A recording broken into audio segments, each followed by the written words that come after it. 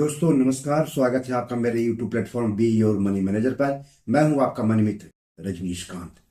दोस्तों, अगर आप शेयर बाजार में पैसा लगाकर पैसा कमाते हैं या पैसा कमाना चाहते हैं तो आईपीओ में भी पैसा लगा सकते हैं।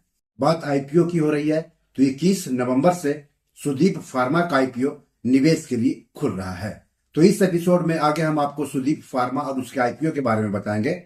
साथ ही आईपीओ में पैसा कैसे लगाते हैं, आईपीओ क्या होता है, आईपीओ में पैसा लगाकर निवेशक पैसा कैसे कमाते हैं, इसकी भी जानकारी देंगे। लेकिन सबसे पहले आप सबसे गुजारिश है कि चैनल के लिए नए हैं तो तुरंत सब्सक्राइब कर लीजिए। वीडियो को ज्यादा से ज्यादा शेयर कीजिए ताकि ज्यादा से ज्यादा लोगों तक जानकारी पहुंचे। हो सकता है आपके एक शेयर से आपके किसी अपनों का ही फायदा हो जाए। तो चलिए आगे बढ़ते हैं, बात करते हैं सुदीप फार्मा कंपनी और उसके आईपीओ की। दोस्तों, जिस भी कंपनी के आईपीओ में पैसा लगाना चाहते हैं सबसे पहले उस कंपनी और उसके आईपीओ के बारे में जानना जरूरी होता है। कहीं पर भी पैसा लगाकर पैसा कमाने का एक मूल मंत्र है, पहले उसके बारे में विस्तार से जानिए, एक्सपर्ट की सलाह लीजिए, तब उसमें पैसा लगाने के बारे में फैसला कीजिए तो आप फायदे में रहेंगे। तो पहले कंपनी की बात कर लेते हैं। तो फार्मा एक्सपीरियंस खाद्य ग्रेड खनिज और विशेष पोषण सामग्री का कारोबार करने वाली कंपनी है सुदीप फार्मा। कंपनी 1989 से कारोबार कर रही है। कंपनी के पोर्टफोलियो में 200 से ज्यादा प्रोडक्ट हैं। कंपनी दुनिया की सबसे बड़ी फूड ग्रेड आयरन फॉस्फेट निर्माता कंपनियों में से एक है, जिसका इस्तेमाल बेबी फूड, क्लिनिकल न्यूट्रिशन और फूड एंड बेवरेज प्रोडक्ट्स में होता है। सुदीप फार्मा की पहुंच 100 से ज्यादा देशों में है। यह अमेरिका, यूरोप, दक्षिण अमेरिका, मिडिल ईस्ट, अफ्रीका और एशिया पैसिफिक जैसे बड़े बाजारों में मजबूत उपस्थिति रखती है। कंपनी के प्रमुख ग्राहकों में शामिल है Pfizer, Mankind Pharma, Intas, Merck Group, Alembic, Aurobindo Pharma, Microlabs, Danone और वैश्विक डिस्ट्रीब्यूटर आईएमसीडी एशिया। अब कंपनी के आईपीओ की बात कर लेते हैं। आईपीओ 21 नवंबर से खुल रहा है और 25 नवंबर को बंद होगा, यानी 21 नवंबर से लेकर के 25 नवंबर तक आप इस आईपीओ में पैसा लगा सकते हैं। आईपीओ का फेस वैल्यू ₹1 प्रति शेयर है। इशू का प्राइस बैंड ₹563 से लेकर के ₹593 प्रति शेयर है। 25 शेयरों का एक लॉट होगा, मतलब निवेशकों को कम से कम 25 शेयर खरीदने होंगे, यानी ऊपरी कीमत के आधार पर कम से कम ₹14,825 निवेश करने होंगे। रिटेल व्यक्तिगत निवेशक अधिक से अधिक 13 लॉट यानी 325 शेयर खरीद सकते हैं। कहने का मतलब हो गया कि ऊपरी कीमत पर अधिक से अधिक ₹1,92,725 निवेश कर सकते हैं रिटेल व्यक्तिगत निवेशक सुदीप फार्मा के आईपीओ में। कंपनी इस आईपीओ से 895 करोड़ रुपए जुटाएगी। इसमें करीब 95 करोड़ रुपए के ताजा शेयर बिक्री के लिए जारी किए जाएंगे, मतलब 95 करोड़ रुपए कंपनी को मिलेगा। वही ओएफएस यानी ऑफर फॉर सेल के तहत कंपनी के मौजूदा प्रमोटर्स और शेयर होल्डर्स के करीब 800 करोड़ रुपए का शेयर बेचा जाएगा, मतलब 800 करोड़ रुपए कंपनी में अपना हिस्सा बेचने वाले कंपनी के मौजूदा प्रमोटर्स और शेयर होल्डर्स को मिलेगा। किसी भी आईपीओ के निवेश के लिए खुलने के बाद शेयर बाजार पर लिस्ट होने तक उसे कई चरणों से गुजरना होता है। आपने किसी आईपीओ में पैसा लगा दिया, इसका मतलब ये नहीं हुआ कि आपको आईपीओ मिल ही जाएगा। जिन निवेशकों को आईपीओ मिलता है उन्हें आईपीओ के शेयर अलॉट किए जाते हैं और शेयर अलॉट करने की तारीख तय होती है।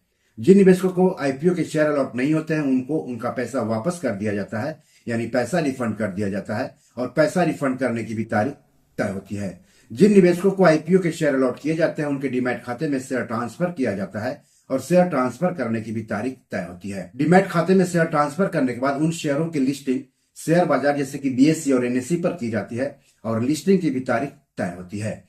तो किसी भी आईपीओ में पैसा लगाते समय इन महत्वपूर्ण तारीखों को जरूर जानना चाहिए। तो आगे हम आपको सुदीप फार्मा के आईपीओ की इन महत्वपूर्ण तारीखों के बारे में बताएंगे।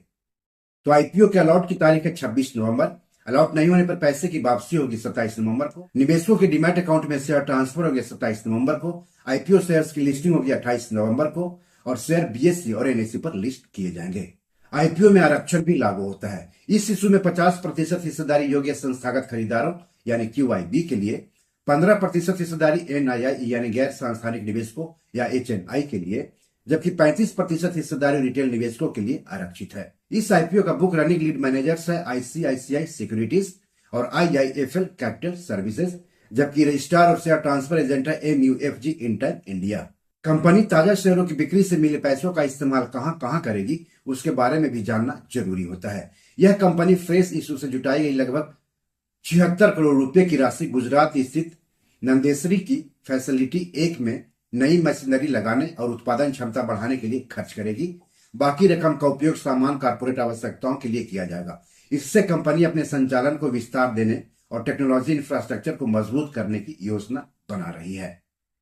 दोस्तों, यहां पर मैं एक डिस्क्लेमर दे रहा हूं। शेयर बाजार में किसी भी शेयर या आईपीओ में निवेश करने से पहले अपने वित्तीय सलाहकार से बात जरूर कर लें। ऐसा नहीं करने पर आपको आर्थिक रूप से नुकसान उठाना पड़ सकता है। तो अगर आपने रिस्क और रिटर्न को ध्यान में रखते हुए इस आईपीओ में निवेश करने का फैसला कर लिया है, तो जान लेते हैं कि किसी भी आईपीओ में निवेश कैसे करते हैं। Share market, rights issue, IPO, FPO में निवेश करने के लिए निवेशकों के पास सेविंग्स अकाउंट के साथ साथ डीमैट और ट्रेडिंग अकाउंट भी होना चाहिए। सेविंग्स अकाउंट तो आप बैंक में खुलवा लेंगे, लेकिन डीमैट और ट्रेडिंग अकाउंट आपको किसी सेबी रजिस्टर्ड शेयर ब्रोकर के यहाँ खुलवाना होगा। कुछ शेयर ब्रोकर तीनों अकाउंट खोलने की सुविधा देने का दावा करते हैं। डीमैट अकाउंट के जरिए ही किसी भी आईपीओ में निवेश किया जाता है। निवेशकों के डीमैट अकाउंट में ही आईपीओ से संबंधित फॉर्म मिलेगा, जिससे ऑनलाइन भरना होता है। आईपीओ के संबंध में जानकारी के लिए अपने शेयर ब्रोकर से जरूर बात करें।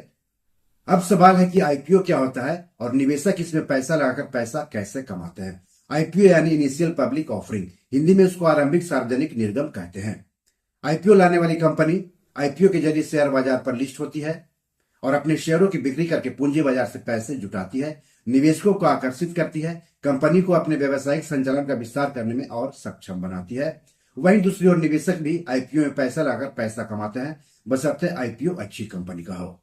सवाल है कि आईपीओ से निवेशक कैसे कमाते हैं। आईपीओ के शेयर जिस कीमत पर निवेशकों को अलॉट होते हैं, अगर शेयर बाजार पर लिस्ट होने के बाद उन्हीं शेयरों की बाजार कीमत अलॉट हुई कीमत से अधिक होती है, तो जो बढ़ी हुई कीमत है वही निवेशकों की प्रति शेयर कमाई है। इसको उदाहरण से समझिए। मान लिया आपको किसी आईपीओ के शेयर 100 रुपए प्रति शेयर के हिसाब से अलॉट हुए।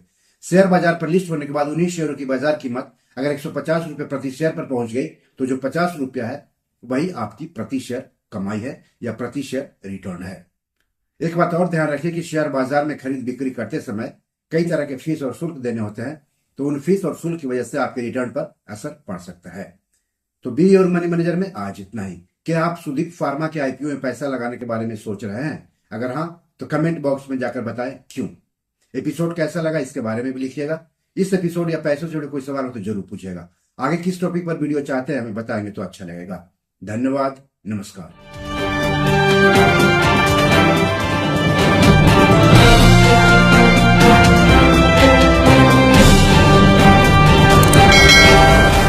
दोस्तों, ये मेरी 7 किताब है जो कि amazon.com पर पब्लिश है। आप इसे डाउनलोड करके पढ़ सकते हैं। इन किताबों के लिंक्स इस वीडियो के डिस्क्रिप्शन में दिए हुए हैं। इन 7 किताबों में से 5 किताब मनी मैनेजमेंट पर है, यानी पैसा निवेश करके अधिक पैसा कैसे कमाएं पर आधारित है।